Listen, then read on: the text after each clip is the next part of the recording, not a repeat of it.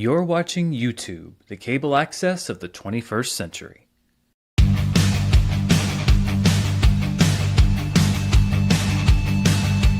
It's Wednesday, it's 4 p.m. where I am, and it's time to talk about movies and answer your questions. Welcome to Dan's World.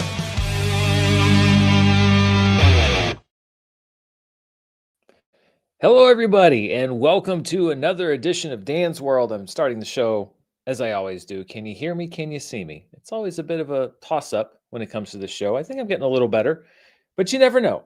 The internet is a weird place. I hope everybody had a great Halloween. I've already seen comments coming in. People are already asking questions. We have a lot of stuff to cover today. I'm going to cover what you see in the thumbnail for this video, which is the apparent final death of the Kelvin timeline. When it comes to the Star Trek universe, it looks like Paramount is officially moving on. There's a couple of other random stories, some new movies that might be happening, a little bit of awards news that we're going to talk about. Looking at your questions already from Colby Cheesy. Hey, Dan, did you get any trick-or-treaters and what candy did you give out? I did get some. I was actually pretty excited. This is my first year in a new neighborhood, so you never know if you're going to get trick-or-treaters. But I got a pretty good number. I bought a little too much candy, which is, what a terrible thing. Although it was kind of a terrible thing because I didn't check the price on that candy before I bought it. Good grief. The parents should be getting the candy too. I could not believe how much candy cost. And the thing, I should have brought one.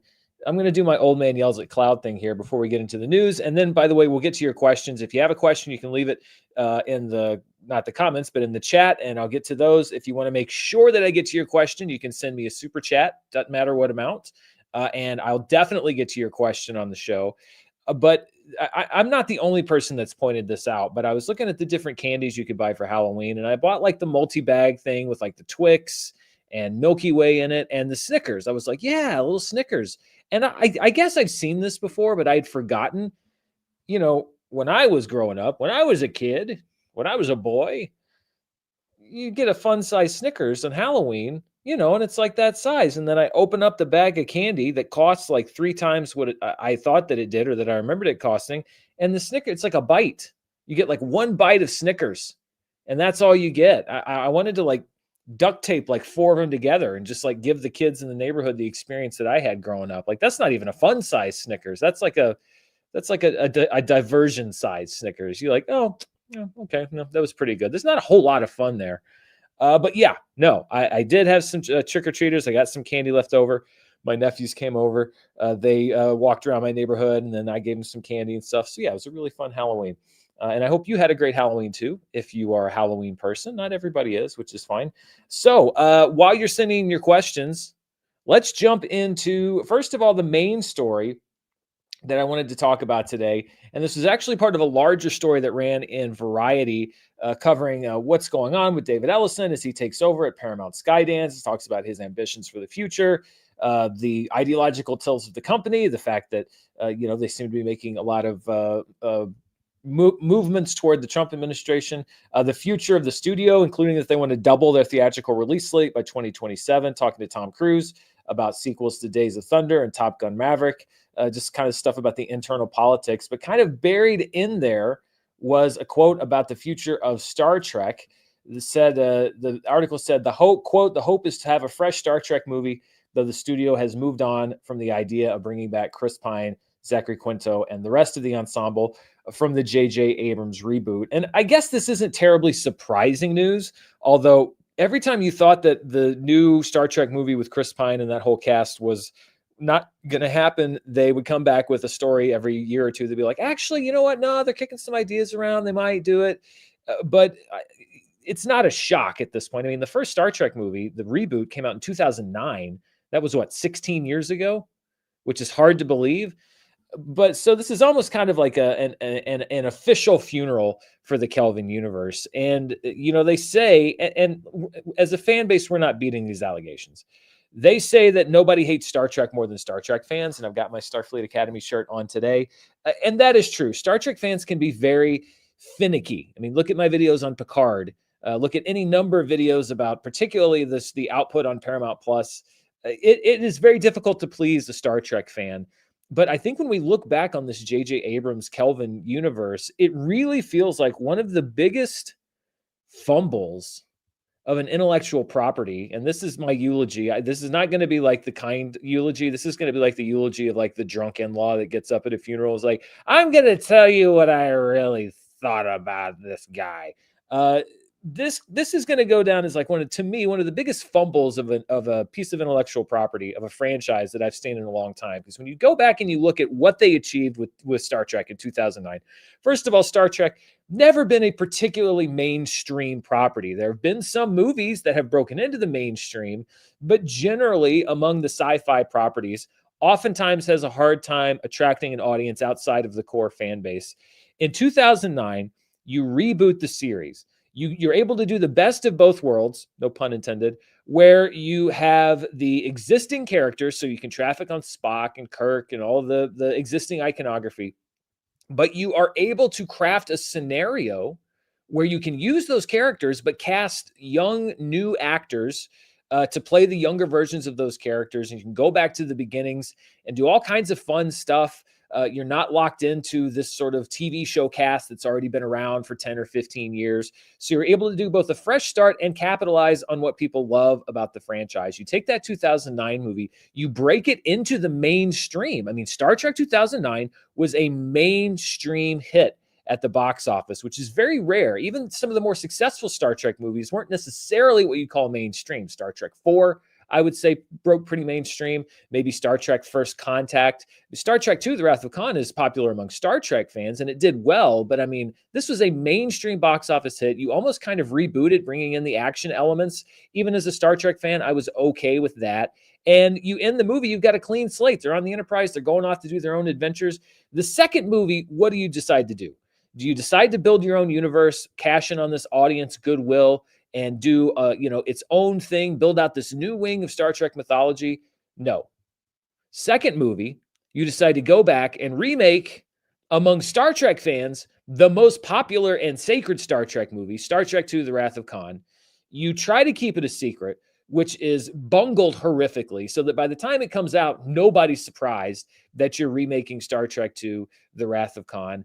And I don't think that it was a particularly good remake of Star Trek II, The Wrath of Khan. So you alienate a lot of the Star Trek fans who you won over with Star Trek 2009, me included. I don't like Into Darkness way more than probably your average person that is not a Star Trek fan, because of the choices that were made in the storytelling. And I just don't think that it was a good idea to do in the first place. But it's still somehow a hit.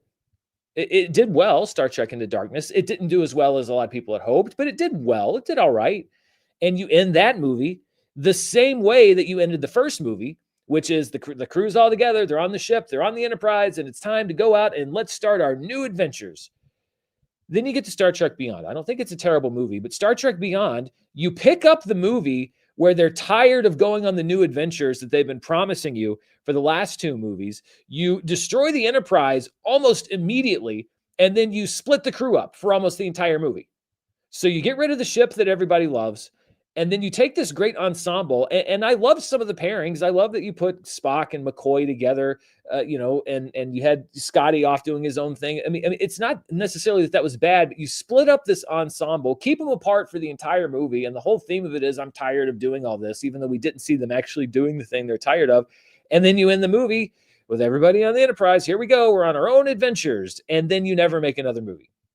Now, obviously, they got dealt a bad hand with Anton Yelchin. I mean, that was absolutely tragic. And I think that any other Star Trek movie that followed it, you would have had to figure out how to address that. But I think that you could have done that. In the meantime, by the way, Chris Pine blows up. He's a big star. Zoe Saldana is, every other movie it seems like she's in is one of the biggest box office hits of all time. You already had Simon Pegg, who people loved. Carl Urban, drawing a lot of people, a lot of fans. His star grew as the series went on. So you have a cast that's really a breakout cast that you really don't do anything with. And you do this third movie, and then you immediately announce that you're going to do another one. You're going to bring back Chris Hemsworth, who by that time is one of the biggest stars on the planet. You lucked into that. You happen to cast this one guy at the beginning of Star Trek 2009 who becomes Thor and becomes one of the biggest movie stars on the planet. You're like, well, we're going to bring that guy back. And then you do nothing with it. You never make the movie.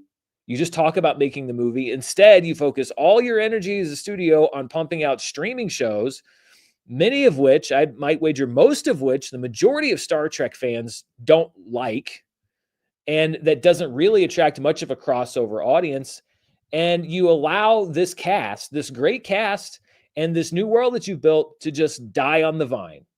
And that's really where we are now. I mean, this seems like this is the whimper that this version of Star Trek has gone out on. So this is an example for me of a franchise where every single choice that was made, and I'm looking at the video now. I don't know why I'm so stuttery. That's just whatever. I'm just going to have to live with it. Sorry. I don't know why any of this thing works here on the stream the way that it does. This to me is an example of a franchise, this iteration of the franchise, where almost every single choice that was made outside of the original casting and the way to approach the franchise and the way to reboot this series, every other choice that was made was the wrong choice. Star Trek Beyond was a good movie, I thought, but it wasn't a great movie, and it wasn't going to win over a lot of people, and it was a disappointment at the box office because nobody knew what the identity of this franchise was. So I think you wasted a great cast. You wasted a great potential opportunity. You did the impossible. You rebooted the original Star Trek. You rebooted the Shatner Star Trek successfully. And now they're going to have to figure out how to do it again. And they were already up against the bad odds the first time. Now you got to figure out how to do it again. So I'm seeing a question. I don't know. I see Dylan saying, is there a lag on this video? Dylan, sorry. Well, that's also true. Curse of Kurtzman and everything. So yeah.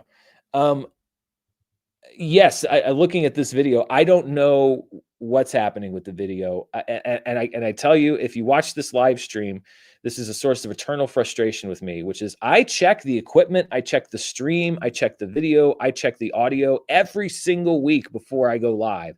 And yet somehow every single week there is some sort of technical problem that only happens when I am live. So yes, the video does look laggy. I have no idea what's going on. I'm hardwired in. I'm not on Wi-Fi, but there's nothing on my computer that would be lagging the video. The video looked great. I checked it before we went live. So yeah, short of me just ending the stream and starting over, the video is just going to have to be, what it is. So I apologize as always. It seems like technical issues only happen when I'm live on the air and never happen when I am doing what I consider to be a fairly rigorous technical check beforehand. So that's just my lot in life, whatever. I apologize for the video being laggy. Trust me, if it frustrates you watching, it frustrates me tenfold more sitting here because I know now that I'm live on the air and there's nothing I can do. There's literally nothing I can do. So I apologize for the video lagging. I have no explanation for it because there's nothing on my end that would be causing this to happen. And everything looked great before I went live. So we're just going to have to power through it. So anyway, that's my Star Trek rant. I think just a huge fumble by Paramount, and not surprising to me that Paramount Skydance is now looking to start over because what other choice do they have? Their fresh young cast is not, they're not old by any means, but I mean, like they're the age now that the original series cast was when they started making movies. So you can't really go with that angle. And yeah, just it's all around. I don't know what is going on with Star Trek. So we'll see. All right, let's hit a couple of other stories before I get to your questions. And I said, I see that we've gotten several of them that have come in. You may have seen this report. Brendan Fraser and Rachel Weisz returning for a fourth Mummy movie, reportedly to be directed by Radio Silence. Now, the way that the media always reports these things is that this is a done deal. It's not necessarily a done deal. When you go into the text of the article, it's always they are in talks to return, which means that it's very possible that this may happen. From what I've seen, there has not been absolute confirmation from Universal or either of them as of yet, but the possibility exists. And usually by the time this leaks to the trades, it means it's a pretty good possibility. But we've seen in talks fall apart before. But that sounds exciting. Again, based on this article that initially came out, they're going to kind of pretend that the third Mummy movie didn't exist and pick up from The Mummy Returns. I mean, Radio Silence, I've liked Ready or Not, and a lot of their films. So that would be interesting to me. And you bring in Brendan Fraser and Rachel Weisz. I mean, again, the kids and the teenagers. I was 16 when the original Mummy came out. Who love that movie now? They're adults. A lot of them have kids of their own, so it makes sense to do this. If you have a good idea, sure, why not? Because especially the first Mummy movie. The first Mummy movie is great. So that was an interesting thing. And then this is kind of an awards season note. This just came over while I was prepping the show. Superman is submitting in the drama categories at the Golden Globe Awards. So not going to be in the comedy, musical, or comedy. And I get this, actually. The movie does kind of fall in between. Honestly, I don't know how likely Superman would be in most of the major categories at the Golden Globes. It is eligible for the Box Office Achievement Award. I think it's likely there. But it's interesting that it was submitted in the drama category, because I think that you could make the case if you wanted to put it in the other category. But obviously, that's not where WB and James Gunn want to do. So Superman eligible in the drama categories for the Golden Globes for performance, etc. Something else that was noted in the story: the score for Superman not eligible for the Golden Globe, which probably means it's likely to not be eligible for the Academy Awards as well. Again, I don't think it would have been nominated, but it used, by the rules of the awards, etc., it used too much of John Williams' score. So the score for Superman not eligible at the Golden Globes, and probably not at the other major award shows. But the movie itself, the performances, will all be in the drama category for FYC. So I don't think that's particularly consequential to the final nominations, but I think that's interesting that's what they're going to do. All right, let's answer your questions, and we will start with this one from AL. Favorite and least favorite movie of the 2020s? Well, again, that would I have to sit and catalog. Favorite would probably be, I mean, for me right now, it's hard to beat Oppenheimer. I love that movie. I really do. I've seen it now 4 or 5 times, and I just think it's a great movie. So Oppenheimer would probably be my favorite, although there's some pretty good competition. Least favorite? Hmm. I mean, Winnie the Pooh, Blood and Honey, I thought was just an atrocious film. I think I saw the sequel.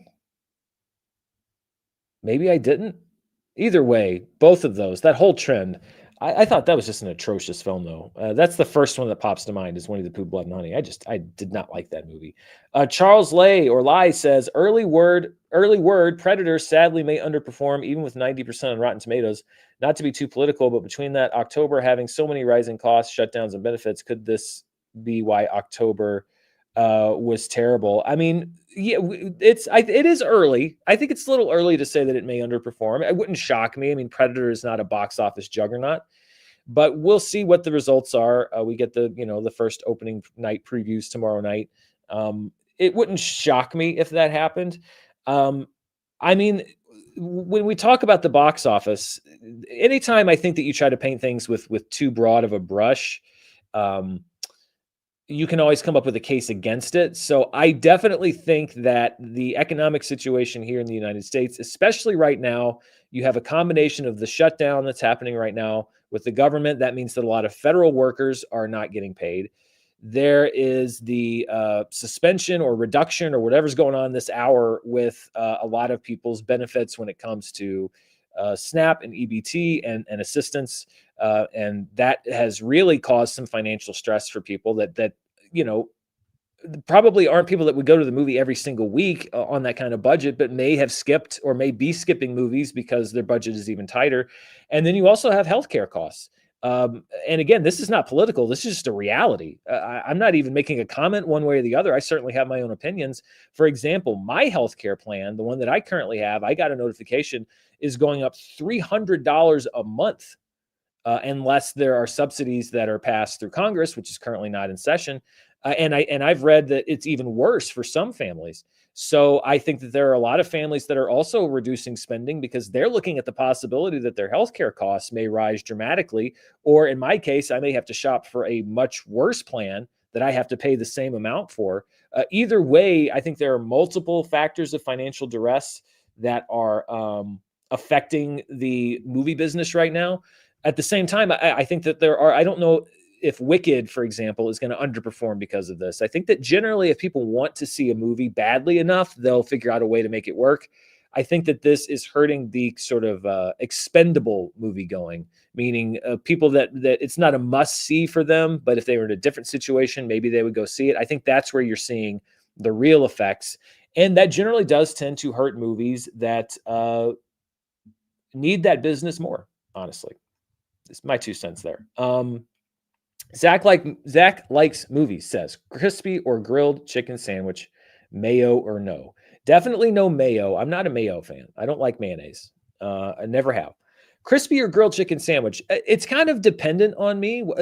If I want a heavier meal, if it's like going to be my lunch and I'm going to eat lighter for dinner, then I'll go crispy chicken, especially spicy, crispy, spicy chicken sandwich. Love it. Wendy's used to be absolutely the best. They're a little more spotty now. If I can get a good, crispy, spicy chicken sandwich, I'm all for it. Grilled chicken, though, I love a good grilled chicken sandwich, especially if maybe I had a heavier lunch or I'm planning to eat heavier that night and I want something lighter for lunch. I love a good grilled chicken sandwich. So crispy or grilled is sort of situational dependent, but in all cases, no mayo for me. Justin Clowater, just call me Justin. All right, Justin. What's a movie you wish the first time you saw it was on the big screen? I wish I saw Jurassic Park on the big screen first instead. Yeah, well, I can tell you as a 10-year-old, it was magical seeing Jurassic Park on the big screen for the first time. I mean, that was literally movie magic. It was showing me something I had never seen before and that I never dreamed that I would see before, like a photoreal dinosaur. Who could have imagined that could ever happen? So that I'm with you there. I mean, that I would not give up that opportunity. A movie that I wished I'd seen for the first time on the big screen. I mean, Star Wars would be one because I saw Star Wars on TV growing up. It was never in theaters really until I was 14 in 1997 when they did the re-releases, and I saw it on TV before then. So I think it probably would have been pretty mind-blowing for me to see Star Wars on the big screen the first time, and I'm jealous of people that did. More recently, it was a necessity of time and scheduling because it was the end of the year and because I had to see movies in order to vote for awards, etc. I had to watch, and this is not a burden because this is a privilege that I had the opportunity to do this, but in order to get to see it before the deadline, I had to watch Nosferatu, last year's Nosferatu at home. And I did the best I could. I waited till it was dark. I turned out all the lights and I don't have a massive television, but I have an okay sized television. And so I tried to replicate that theatrical experience as much as I could, but I do wish that I had seen that on the big screen. And I try my best to see movies like that on the big screen, but it was just one of those cases where there were voting deadlines for awards that happened before the movie was coming out. And so it was either see the movie at home through a screener app or don't consider it for any of my award nominations. And I chose to see it because I wanted to consider it. And I ended up voting for it in several categories. So yeah, wish I'd seen that in theaters. Joshua Ingram says, are you familiar with Jellyfin or Plex servers? And have you considered setting one up? I'm loving my Jellyfin server so far. Jellyfin I've not heard of. Plex I've heard of. As I understand it, it's sort of a place where, I could, let's say that I had, gotten a digital copy of a Blu-ray or something, and I could store that it's like an online media server. That's how I understand it. No, I don't have one. I know a lot of times people use that for things that are acquired through perhaps an extra legal means. So no, I don't have one. I'm not saying you do that. I'm just saying I've heard that. I've heard of them, but I don't have one. I've thought about it, but as you know, I'm a big physical media guy. So John Odette says, love your stuff, Dan. Ever consider a deeper look at Life of Chuck? That movie really moved me, but seemingly flew under every other critic's radar. Yeah, I saw it, and it didn't, on first watch, it didn't do a whole lot for me. I am going to go back and rewatch it, kind of having seen it at some point, just to see if it hits me differently. But yeah, that was a movie. It was one of those movies that seemed like it didn't hit everybody, but the people it did hit, it really affected. And that's fine. So I don't know if I'm going to do a deeper look like here on the channel, but I have read so many people that said that they were really moved by it. And I can see why, but it did not have that effect on me. But I'm curious to go back and rewatch. Justin, just call me Justin again, says, where does Galaxy Quest rank among Trek movies? Well, among Star Trek fans, there is a movement to include Galaxy Quest amongst the Star Trek canon. I think I had a friend of mine, Mike McCafferty, who's one of the biggest Star Trek fans I know. I believe he was leading the charge on this at a Star Trek convention. It may have been the one where it was named like the second best Star Trek movie of all time. I'm of two minds. I think that Galaxy Quest is one of the movies that captures the spirit of Star Trek better than any other movie, and not just the spirit of the show, but the spirit of the fans, the spirit of the cast, the spirit of just what it's like to be a Star Trek fan and even an actor on Star Trek. So I think that it is very emblematic of Star Trek. But would I choose, if you were going to say to me, should we rank Galaxy Quest among the other Star Trek movies? I would say no. It's Star Trek adjacent. If you were going to rank it among the Star Trek movies, I think it's top 5. I mean, Star Trek 2, First Contact, Star Trek 4, 09. I would probably put all of those above it. And then we'd have a discussion. So, yeah, I think it could easily be top 5 if I were choosing to rank it amongst the Star Trek movies, which I'm not necessarily saying I would. What are your favorite classic Hollywood movies? This is from Jack Poirier. Apologies if I got that wrong. I mean, there's too many to name. Singing in the Rain. I actually just rewatched Citizen Kane for the first time in a long time. That's such an incredibly well-made movie. That class of 1939, Wizard of Oz, Mr. Smith Goes to Washington, Gone with the Wind, which I understand is much more controversial now, and I understand why, but I also think it's an incredibly stunning achievement in filmmaking for its time. And I think that there are elements of it that hold up, but certainly elements of it that do not hold up at all. I mean, the whole Alfred Hitchcock library. I mean, if we're talking North by Northwest, Rear Window, Vertigo, Psycho, Strangers on a Train, Shadow of a Doubt. I mean, any number of Alfred Hitchcock movies that you can name. And a lot of the classic musicals, like I said, Singing in the Rain, West Side Story.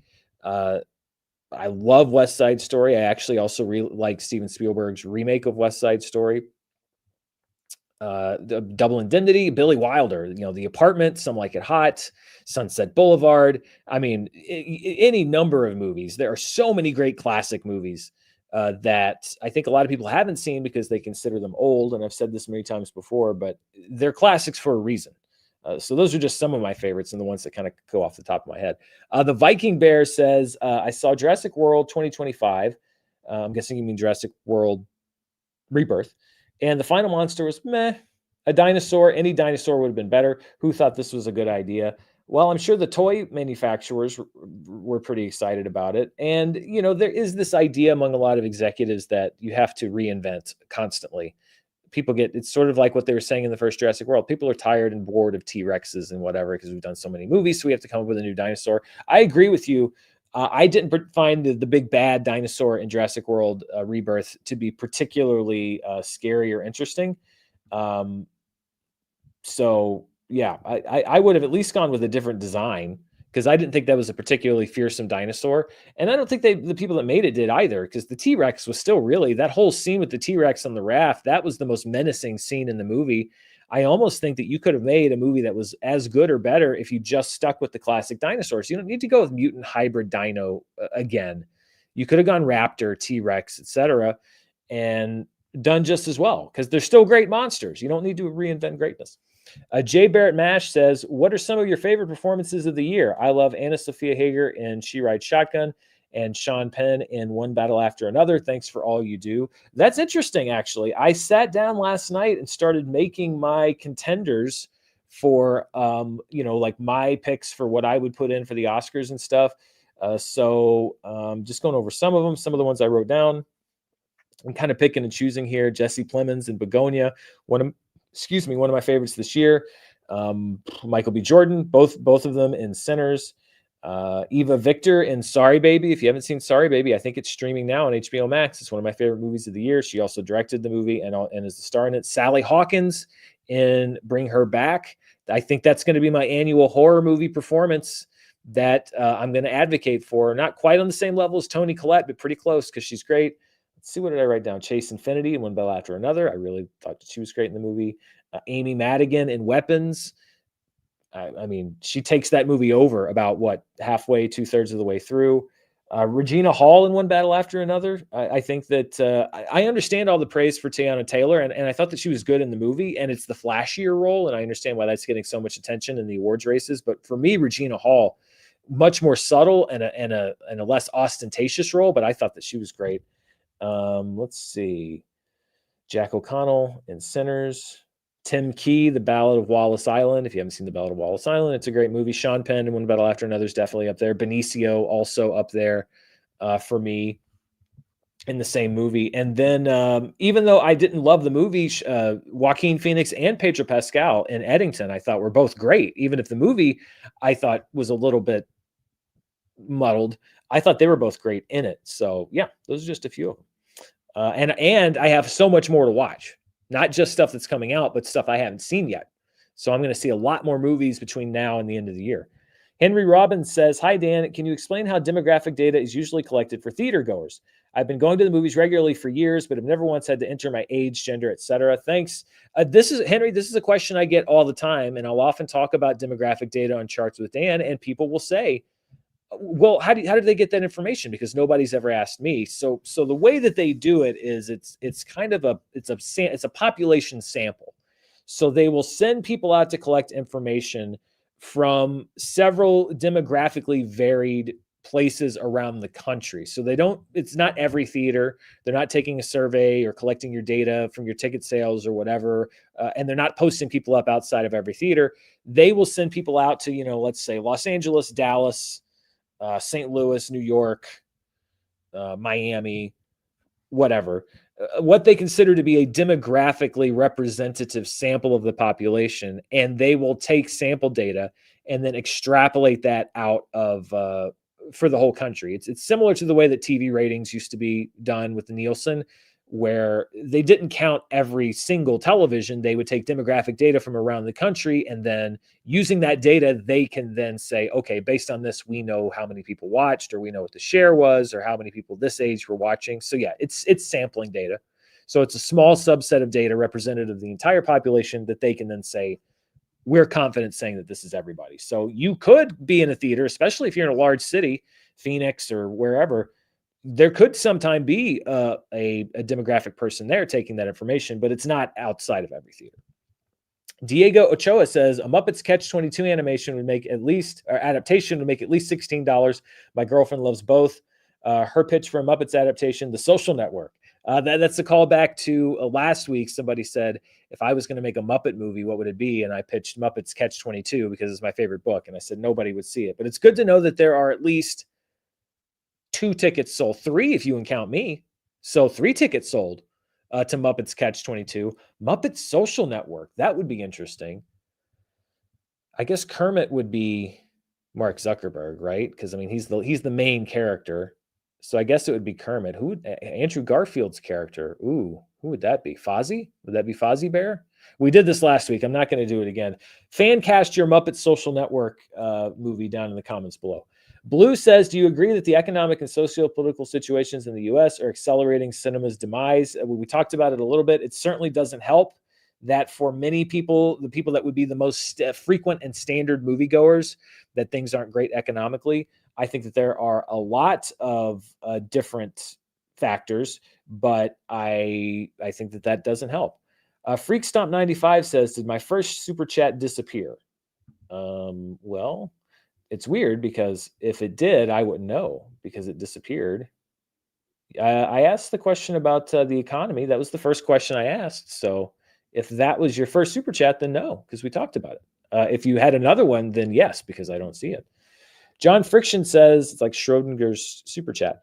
John Friction says, thoughts on box office prospects for Hamnet? Seems like the kind of movie that could have been a financial success in the past, but now may struggle. Yeah, I mean, it looks like reviews are going to be very strong. It looks like it's going to be pushed very heavily as an awards contender. But if it is, I don't see Hamnet breaking out like a Parasite. I could be wrong. It seems more like an Anora, perhaps. because it's a harder sell. I think in a way, I think it's a harder sell because it's like, oh, it's a historical thing about Shakespeare and his wife, but really it's more about Shakespeare's wife and it's about their son. You know, it's not an easy entry and it's not something that everybody's going to be interested in.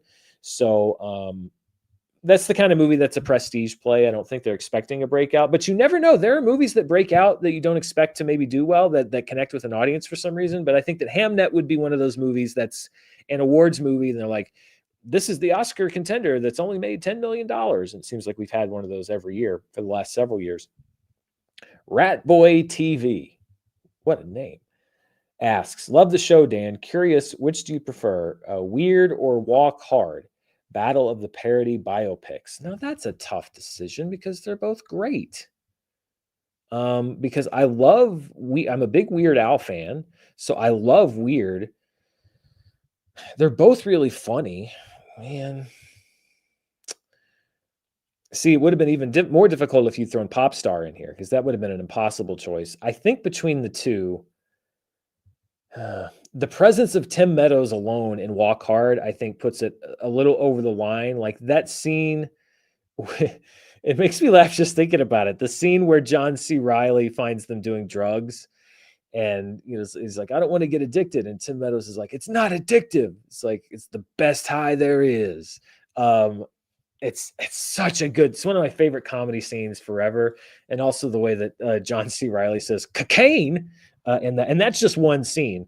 So, between those two, I think I'd have to pick Walk Hard, even though I do love Weird a lot. Yeah, I got to go Walk Hard, but it's really, really difficult choice for me. Let's see. Are there other ones that I haven't answered yet? I think there might be. Let me see. Yeah. Oh, here we go. My question was regarding the 98 economy versus today's economy and why their box office was poor compared to today's, which is justified for being poor in 2025. Okay, that's an interesting question. Let me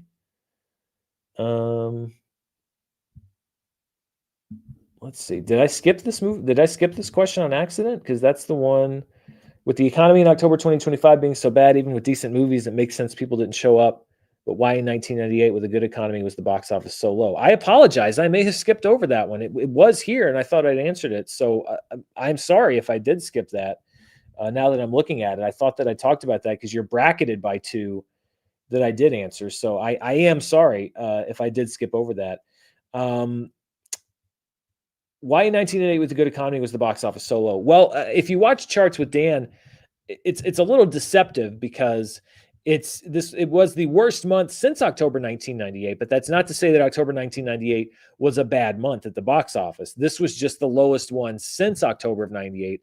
And when you look at the numbers after I adjusted for inflation, October of 1998 actually still had a box office that was over $1 billion, which was more than double what we had in October 2025. So that really wasn't the point I was trying to make with the comparison. There wasn't that October 1998 was a bad month at the box office. It was actually a good month, very good month by today's standards, much better than we had this year. It's just that it just underscores what October 2025 was, which is that unadjusted for inflation, we fell at about the same level as the box office in 1998 when you don't adjust for inflation. So the point I was making with that wasn't that October 98 was a low grossing box office month. I would suspect if you're going to go back that it was actually part of an incline in box office revenue.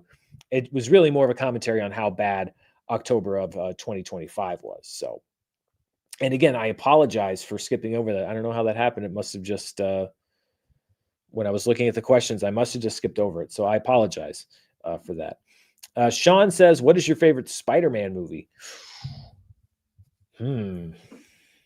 There's some stiff competition in there.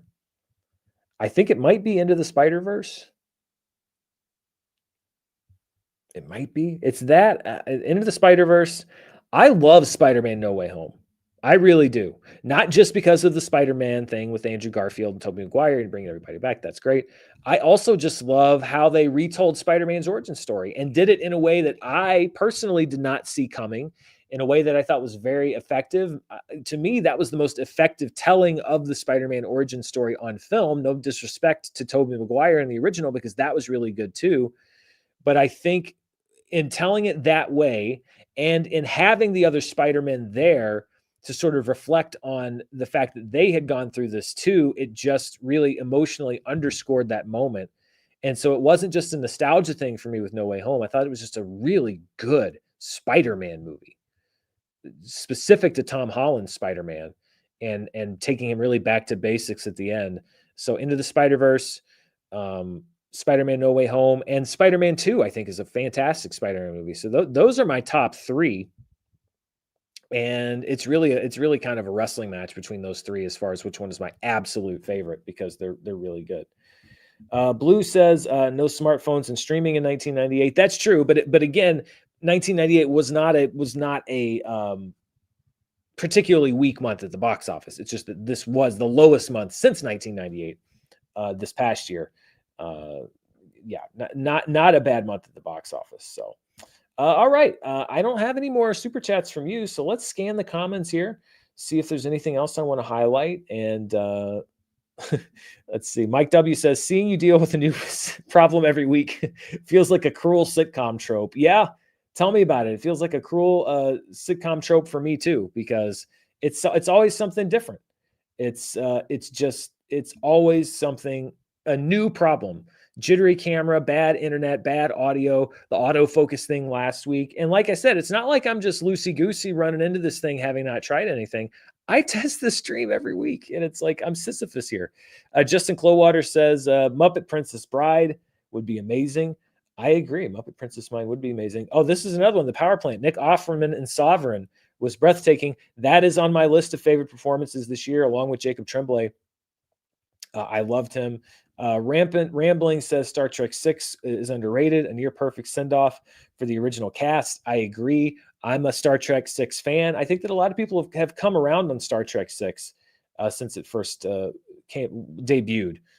It was certainly considered at the time, and when I was kind of coming into my own as a Star Trek fan, it was considered to be kind of one of the lesser Star Trek movies, but I think that it's one of the better ones. The Power Plant, 12 Angry Men is still good. That is a great classic. Sidney Lumet. We didn't even get into Sidney Lumet if we're going to talk about classic Hollywood.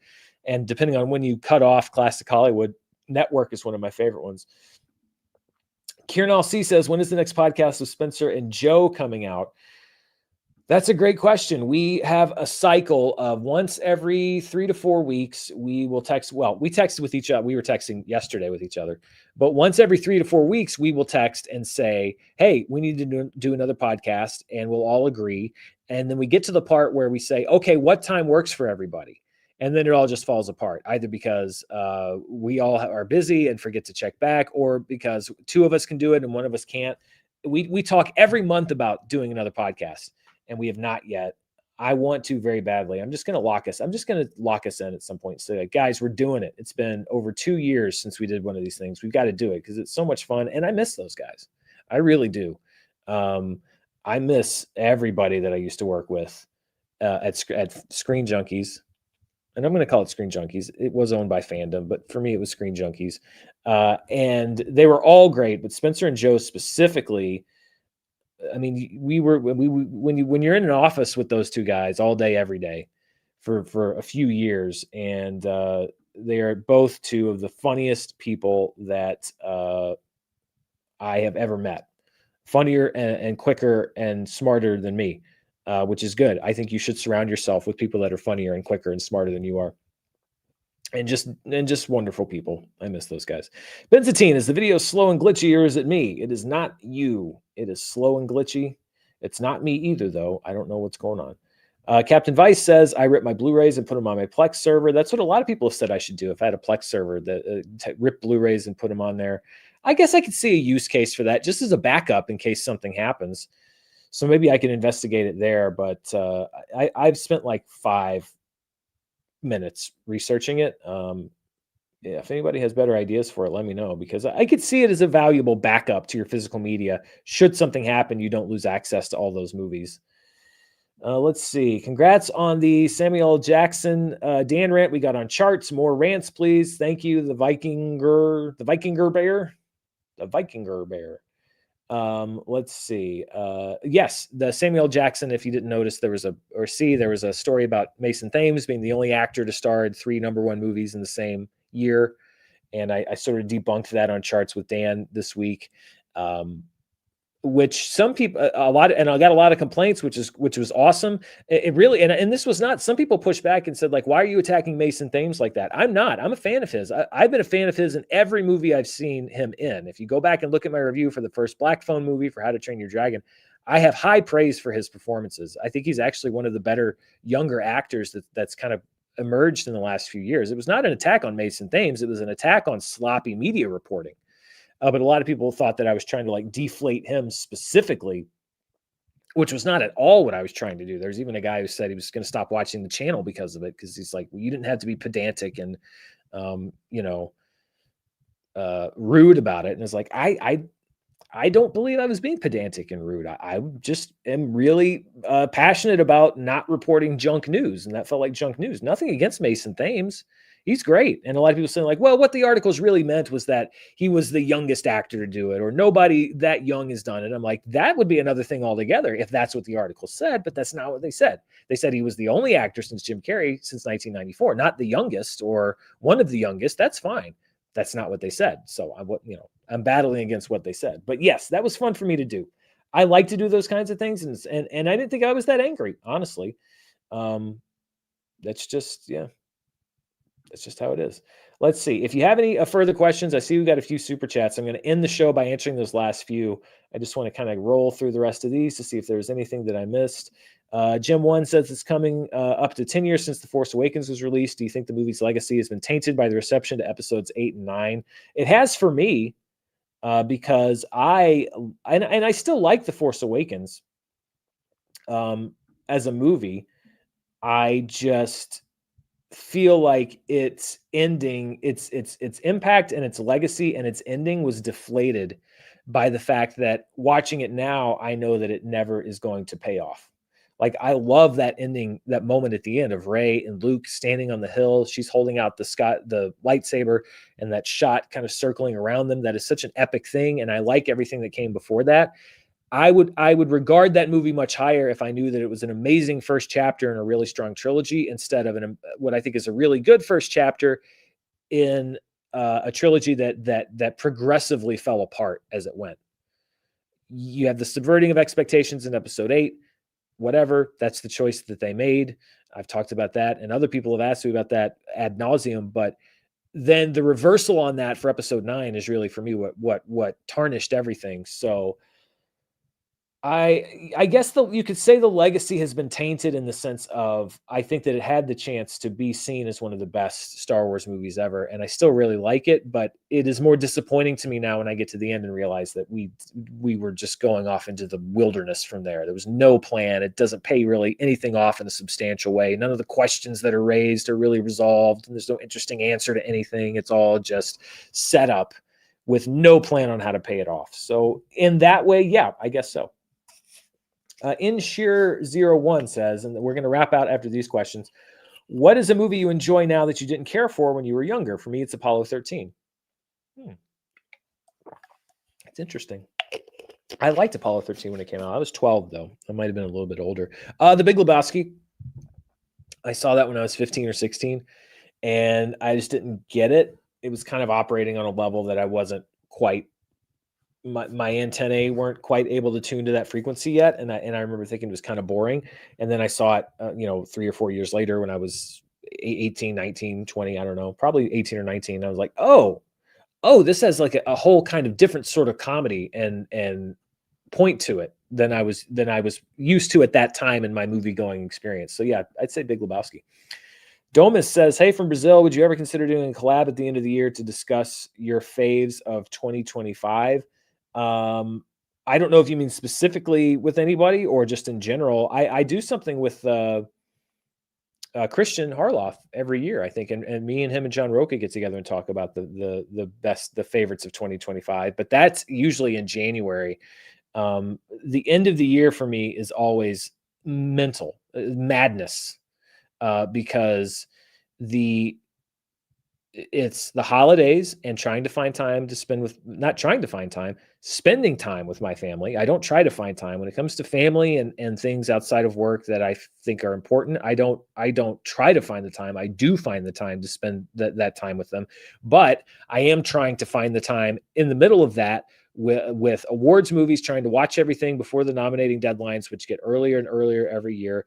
Obviously, keeping things up with the channel. There's always an influx of releases, movies that I'm trying to see as early as I can, get the reviews done, plan it around my travel, and what am I going to do? Am I flying here? Am I flying there? Am I going to be gone? Do I need to go on the road? Do I need to record these reviews on the road? What do I need to see before I leave? I'm usually driving to screenings. I've got 3 screenings in the next week. With like we start next Monday, in 8 days I've got 3 out of town screenings in 8 days, all of which are going to be like basically a full day travel up and back, and that's before I do any of the reviews.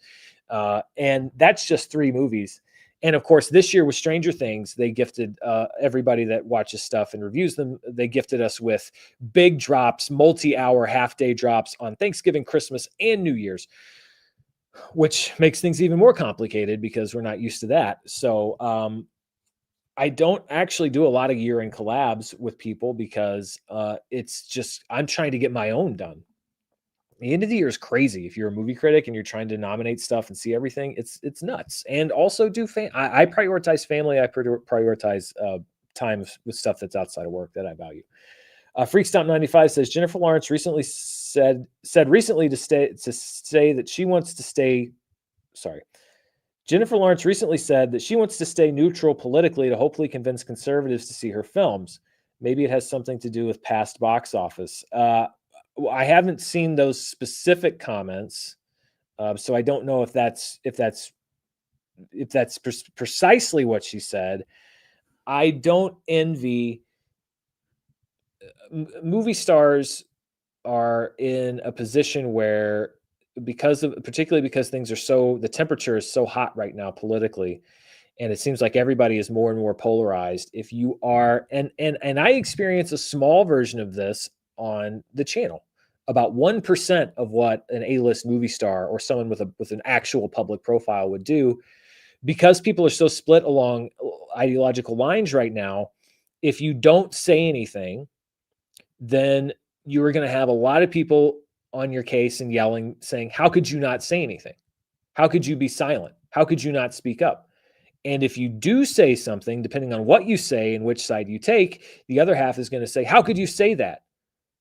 We're boycotting you. We're not going to see your movies because you said this thing that I don't agree with. So you're under pressure if you don't say something. You're under pressure if you do say something. And I understand, listen, people, I get this comment all the time on the channel. People say, how could you not address this issue or that issue because it's the most important issue that's facing us today? And if you don't say something, then you are complicit. And not saying something means that you agree with what's going on. And I feel that conflict in myself. I see things happening all the time that I feel like I think that are bad for the country, bad for any number of things. And I have that debate with myself of, should I say something or should I not? But it's sort of the same thing. One side says, how could you not say anything? This is the most important thing happening right now. But I hear from a lot of other people that say, I'm glad you don't talk about those things because that's all I hear about. And so this channel and talking about box office or Star Trek or movies is the only place for me where I don't hear about that stuff. And there's value to me in that as well. So it is this eternal conflict. And if you watch the channel, there are times that I have spoken up and said what I think about something that may not be directly related to movies. And there may have been times where I haven't. And you're like, why doesn't he say anything? And it literally is, you're caught in this trap.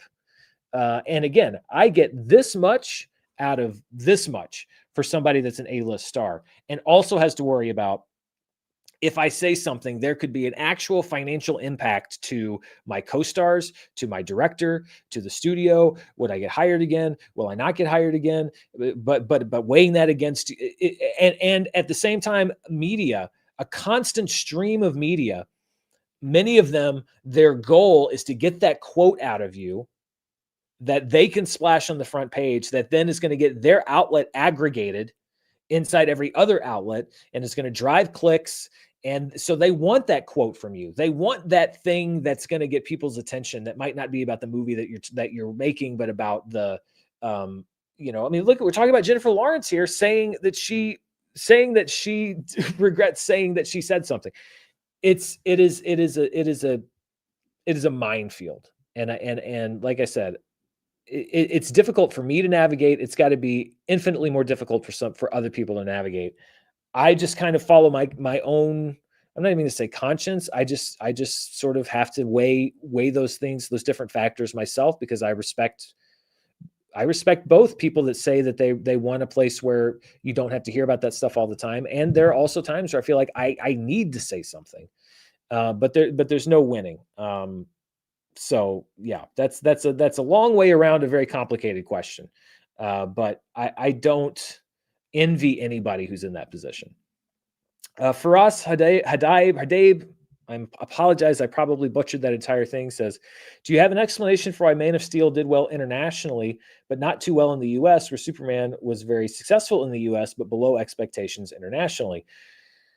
Well, I think there's a lot of different reasons for that. Number one, the market was so completely different. The global box office around Hollywood films was exploding in 2013. I mean, this was in the height of the MCU, post Avengers, post 2012, before really the emergence in China of huge Chinese films consistently. So a lot of movies were doing well in China that were coming from the United States. And Man of Steel was sort of not necessarily what a lot of fans of Superman domestically, where I think the base of Superman's fandom is, they didn't necessarily connect with that version as much, whereas it was much more of an event, a spectacle internationally, which is what was doing well at that time, in my opinion. Whereas this year, we had a Superman domestically here that was a little bit more in line with maybe what people expected or wanted from Superman, and a little bit more of a lighter movie, maybe one that had more rewatchability, or maybe skewed a little bit younger than Man of Steel. Internationally, we have the collapse, not total collapse, but certainly a huge reduction in Chinese film goers that are going to see movies that are made in Hollywood. So that's a huge part of that international gross. There's obviously the geopolitical situation, which is different now than what it was in 2013. And it's just a different economy. So I think that Man of Steel was a movie that was a big enough spectacle that it sort of appealed to that global audience more than maybe it did domestically, which may have been a bit more focused on Superman. And I think that this year's Superman appealed more to the domestic crowd, whereas the international box office, things are just a lot different than they were a decade plus ago. That's just my theories. Let's see. Domus said, "Oh, I meant to collab with Roth to add her name. I'll collab with Roth for the best of 2025." I mean, as far as I understand, and if you missed that thing when I was in LA a couple months ago, I ran into Roth just randomly, and we caught up for a bit and chatted. I mean, as far as I know, she's sort of out of the YouTube game entirely, so I don't even know if that'd be something that she'd be interested in. But if she was, and she's like, hey, do you want to do it? It's, we talk about it. But yeah, as far as I know, Roth is happily sort of off, kind of doing her own thing, away from YouTube. And yeah, I get that. Absolutely. This would have been the last one. It's from Tiago Sampaio. Thank you for the super chat. There's no question attached to it. But thank you very much. I appreciate that. And I think that's it. So we're going to cut off the questions right now, because we're going to wrap the show up. Thank you to everybody that sent in questions. Thank you to everybody that listened to my very long tirade about Star Trek. Although if you're a longtime fan of the channel here, you're used to me doing long tirades about Star Trek. And be sure to stay tuned. So tonight I'm going to see Predator Badlands. There's an early access screening tonight. So barring some kind of a unexpected development, I will have the review for Predator Badlands here on the channel tomorrow as I pull up the end card and everything. So Predator Badlands, look for that channel for that review here tomorrow. I'm also going to be able to see Die My Love, which is the new movie from Lynn Ramsey. It's getting a wide release this week. as well as Nuremberg. I'm going to watch both of those movies, and if I feel super strong about either one of them or both of them, I'll try to do a review here on the channel for one or both. And of course, breaking news. I'm always here if there is news that is breaking, or if I see something that I just want to talk about, something on streaming, something, a movie on Netflix, whatever. It's a great thing about having your own channel. You can just kind of work at your own pace, but definitely stay tuned tomorrow for that Predator Badlands review. And I'm super excited. There is a director who actually grew up in my hometown. Well, we grew up, around the same time in my hometown, who has a movie that just came out last weekend called Violent Ends.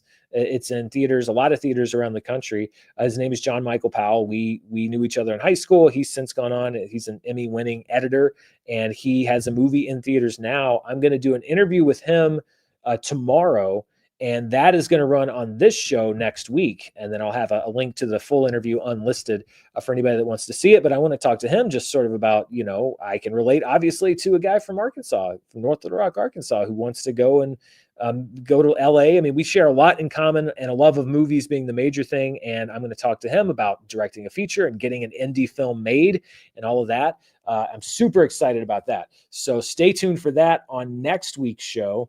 And other than that, I think that wraps us up. Thanks to everybody. I know I'm super jittery. Man, look at this. This is like I'm broadcasting on dial-up. I would say I'm going to troubleshoot it and figure out what the problem is with the video, but I did that already, and I can't answer that. So I don't know. I'll try even better next week. Thanks to everybody who sent in a question. Thanks to everybody who watched. Be sure to come back this time next week, unless there's some kind of a scheduling issue, which I'll let you know about. But most of all, thanks for watching. Till next time, stay safe, and I'll see you then. Bye.